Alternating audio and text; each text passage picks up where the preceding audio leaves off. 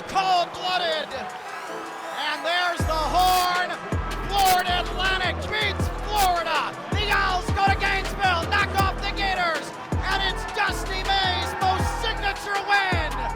What a win that was. A signature victory for the Owls up in Gainesville in Game 3 of the season. We're happy to have the guy who's in charge of the men's basketball program here at FAU, head coach Dusty May. Coach, first of all, great to have you with us as we kick off this first show of Inside the Owls Burrow. But what did that win at Florida do for the confidence of your team early in the season? First of all, it's great to be on, Frank. I think it showed our guys that we're capable of playing with anyone and competing against the best. And anytime you're in the same state as the flagship university and you have a chance to beat them on your home court, it's special for our alumni and our fans and everyone associated with the program. One of the other non-conference wins I want to mention is Northern Kentucky. Pretty good program. The victory put you in first place on the FAU coaching wins list, and at the time you said, well, it doesn't mean a lot right now, there are other goals, but when you went into the locker room, your players got you pretty good with the water, so that had to feel pretty good. Well, I was confused of why I was getting doused with the water. I had no idea and don't really pay that much attention to things like that, and especially when we preach to our guys that the personal accolades, they all come later, and you can relish those after the fact, but when you're in the moment, it's not something that I spent any time thinking about. You get into conference play, and you go to North Texas and beat the defending regular season champion, a game in the 50s. They like to play a slow pace. You come back home, you beat UAB, the defending conference tournament champions, in a game in the 80s. And some of the national pundits that write about college basketball say, look at this FAU team. They can beat you playing a game in the 50s and a game in the 80s. Do you see it that way, that you guys can play almost any style and win? Absolutely. We don't have a lot of holes in our roster. We can play bigger, we can play smaller, we're obviously very well equipped to play fast and get deep in our bench, but it showed that we could play a slugfest or rock fight and find a way to win against a great program like North Texas. We couldn't have any more respect for those guys than we do. You've remarked this season about how unselfish this team is, that guys are sacrificing minutes and shots, and so it seems that there's a big buy-in to what you're trying to do here.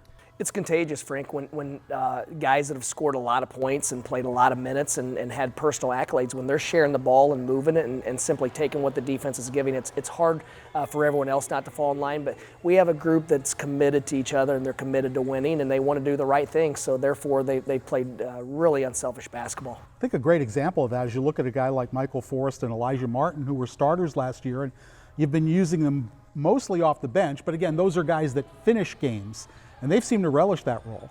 Yeah, those guys were out with injuries and miscellaneous, and we started playing well and winning, so we didn't want to tweak the lineup when you're on a hot streak, and those guys have embraced it, and it's very comforting knowing that no matter what type of start you get off that you can look down the bench and see some guys who are really good basketball players, and Mike and Elijah and Giancarlo and John L., and you know, those are some of our main guys.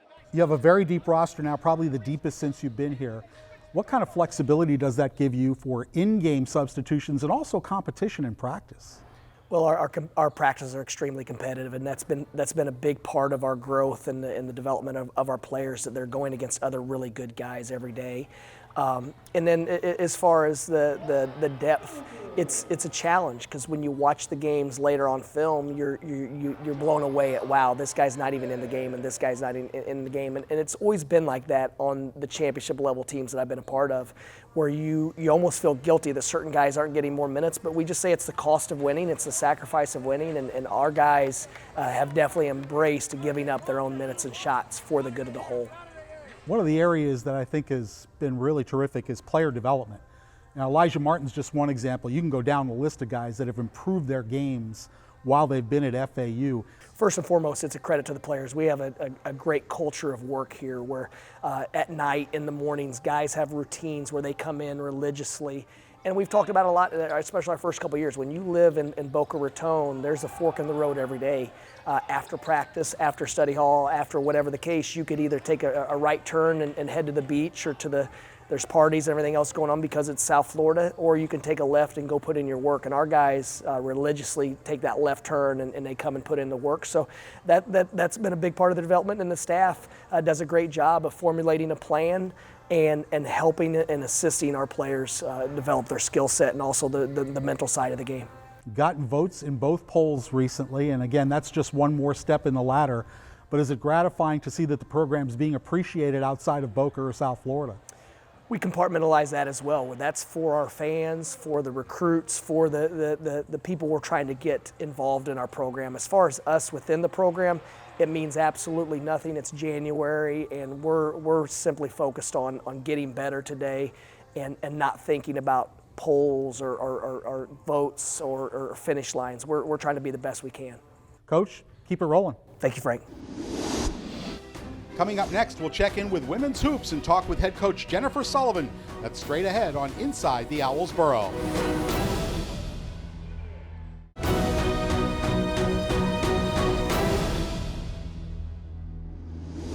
Welcome back to Inside the Owls Burrow. I'm Frank Forte alongside the women's head basketball coach here at Florida Atlantic, Jennifer Sullivan. Coach, welcome. Thank you. This is your second year. You got off to the best start in school history at 8-2 this season.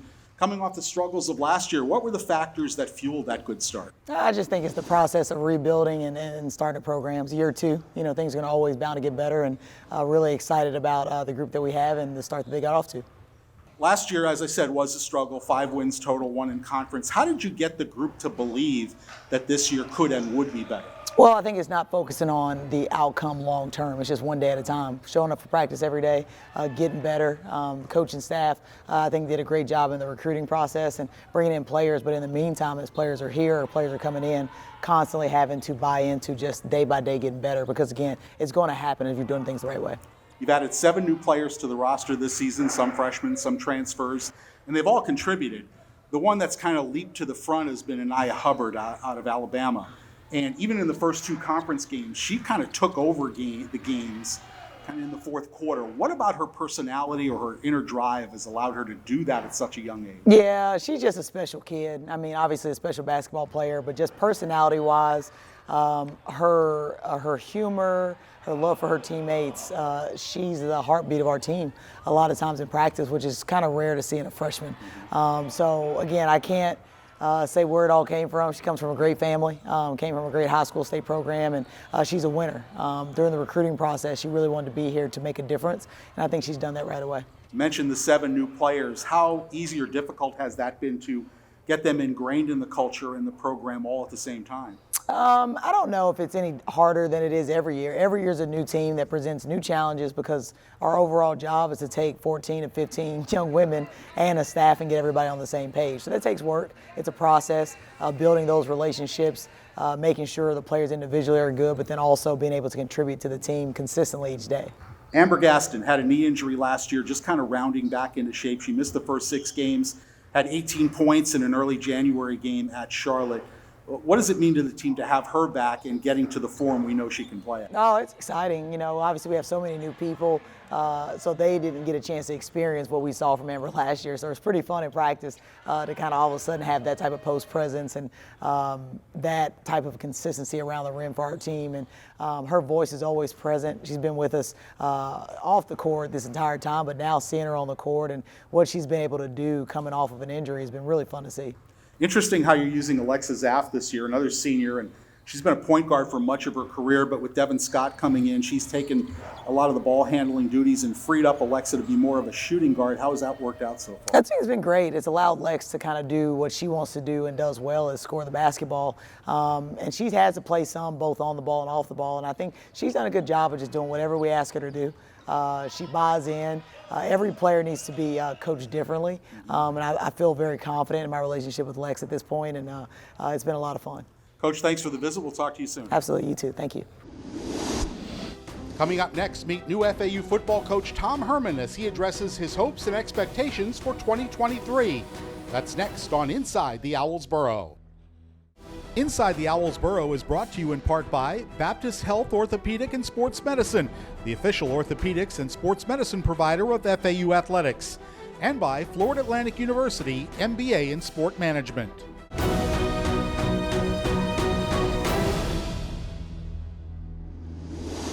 Welcome back to this first spring edition of Inside the Owls Burrow. We are very happy to talk to, for the first time, and welcome to South Florida, the new Hagerty family head football coach, Tom Herman. Coach, welcome to Paradise. Thank you, Frank. Appreciate you. Great to have you here. What intrigued you about this particular job? The administration, first and foremost. I think it was really important to have the alignment from Brian White to Mary Giordina to everyone involved understanding what we're trying to be at Florida Atlantic. And what we're trying to be is a championship caliber American Conference football program. We've got a beautiful facility.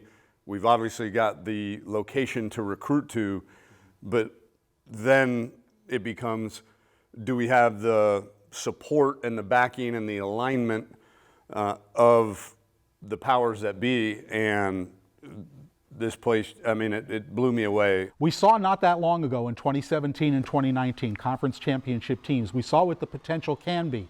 What's your vision for the program in the next 2 or 3 years? I don't think we should ever shy away from the word championship. Our goal is to compete for championships, conference championships, in the month of November and December.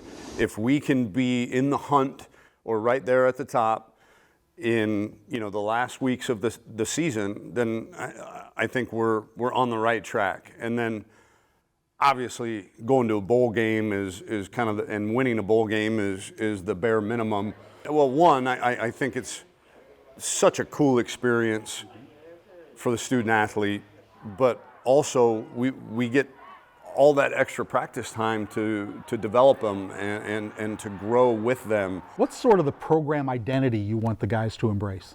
The first two words that come to my mind are tough and love. Ever changing as this game is, it's still at its core moving another human being somewhere he doesn't want to go against his will, right? And you got to be pretty dang tough to do that, mentally and physically. And then love. We at the University of Houston, we beat number 3 Oklahoma, number 3 Louisville, number 8 Florida State, Louisville, Vanderbilt. We were 5-0 against Power 5 schools, and I promise you not one of those other head coaches would trade rosters with us, but we loved each other more, we played for each other, and we were tough as nails. And so if I could use 2 words, it would be tough and love. When you were hired, you met the team as a group, and they say you never get a second chance to make a first impression. So what was your message to the group the first time you talked to them? I wanted to remind them how talented they were. It's going to take a lot for us to get from 5-7 to winning an American Conference championship. So the road is not easy, but there is enough talent on this roster right now to go do that. If they will just follow the blueprint, trust a bit of blind trust, to be honest with you, because they don't know me yet. I don't know a whole lot of them very well yet. Really, it was just about trusting the blueprint of the plan and not letting people interfere with that blueprint. You're an offensive guy, so ideally, what does a Tom Herman offense look like? Well, I think it's all about getting the ball in your playmakers' hands. We've got some tremendous skilled athletes on this football team. We've got to get them the ball in space. We've got to play with an increased level of tempo, but not all the time. Offense, defense, special teams are not mutually exclusive. That you've got to play complementary football. And so we're going to run the football, and then we're going to, once you have to commit numbers to stop the run, then we're going to distribute the ball to our playmakers in space. Your first signing class, early signing class is in the books. You have your coaching staff hired. What's the next 2 or 3 things on your to-do list? Take a deep breath. This is probably the first one, come up for air. No, I think probably just setting the standard of what our culture is going to be as a team. Our players are going to understand very quickly how we get things done around here and how we do win championships and get big rings on your finger and do confetti snow angels and all that stuff. Speaking of that early signing class, most of the guys who were already committed stayed committed, and you committed to them. How hard was it or hectic was it just to get to know those guys and see, are they the guys we still want to keep here? I don't think it mattered a whole lot. Now, did I evaluate every player? Certainly I did, and our recruiting staff did, but when you say the word commit to Florida Atlantic University, you're committing to the university. You're not committing to a head coach. You're not committing to a coaching staff. I just could never have lived with myself if I didn't honor those commitments as the head coach. So did it matter how good of players they are? Yes, it certainly does, because now we know, where we need to maybe go find and plug some holes.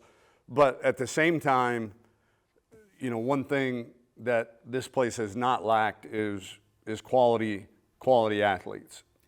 NIL and the transfer portal have changed the face of college football. So how do you approach, in a nutshell, those two things? Well, one, the transfer portal is you've got to make sure that your players are having a really, really good experience being in your program. And winning cures a lot of that, because at the end of the day, we're gonna find and develop kids, young men that, as sophomores or juniors, are going to prove to the world that, hey, I may be an NFL draft pick or, first or second rounder. The vultures start swarming around that. And so the one thing that we've got to have is the ability to, one, prove to them that we can develop them into the player and young man that they want to be.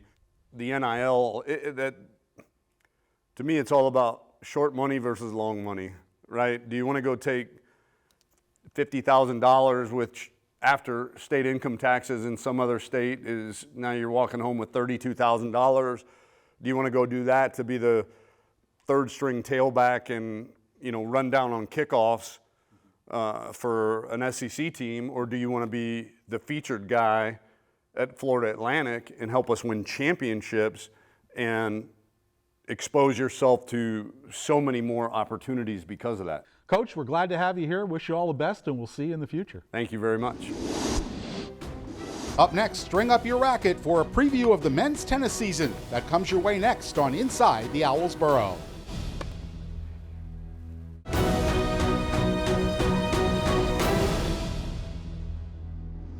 Welcome back to Inside the Owls Burrow. I'm Frank Forte. The FAU men's tennis team finished last season ranked number 49 in the country, the best in school history. Director of Tennis Ricardo Gonzalez has a veteran team back for 2023 to try and set the standard even higher.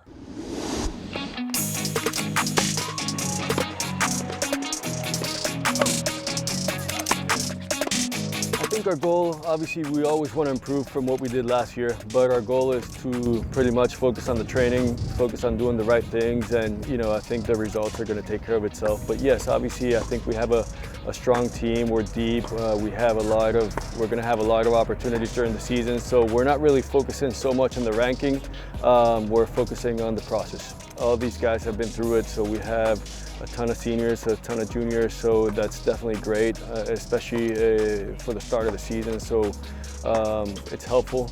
We have a lot of leadership, a lot of guys doing the right thing, so we're excited. Experience in college sports plays a very important role because many times you see yourself in tough moments where it's easy to give up, but experience makes you feel stronger. You look at the past and you see yourself in those situations, so with that experience it's easy to get away. You win 20 singles matches last year, which is a big number.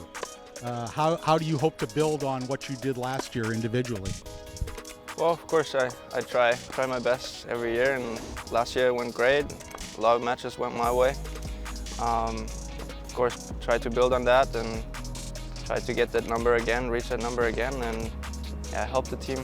Always try to improve almost everything, of course, but trying to play more aggressive, and of course not forgetting about enjoying my last semester, my last year here at FAU. So your trajectory since you got here has been upward. You went from walk-on practice player to double specialist to breaking into singles last year. So what's the goal this year for Hunter? The goal for me is just to keep working hard and to push the team as far as we can go. We have such a great team here, and our goal here is to win a conference championship and to ultimately reach NCAAs and make a run in there.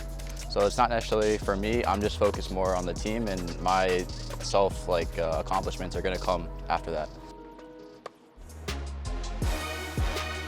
So you and Nico win a regional tournament in doubles last fall. What did that do for your confidence level? It helped me a lot, like especially with me, I was struggling the past 1.5 years with injuries and everything. So coming back with Nico, like just meeting him, not playing a lot with him, but like immediately like feeling like a good connection on the court and being able to like win the title in at FSU, that was just amazing. We have, from top to bottom, 1 through 11, we have 11 players in the team, and as a coach, we're going to have some tough decisions to make. There are going to be some players potentially out of the lineup in certain matches where, there's very strong players, but it's a good problem to have. We're a selfless team, and whether you're playing number 1 or whether you're at the 11th spot, I think at the end of the day, we have one goal in common. We all want to win conference. We all want to make the NCAAs. Thanks for watching. I'm Frank Forte. We'll see you next week on Inside the Owls Burrow.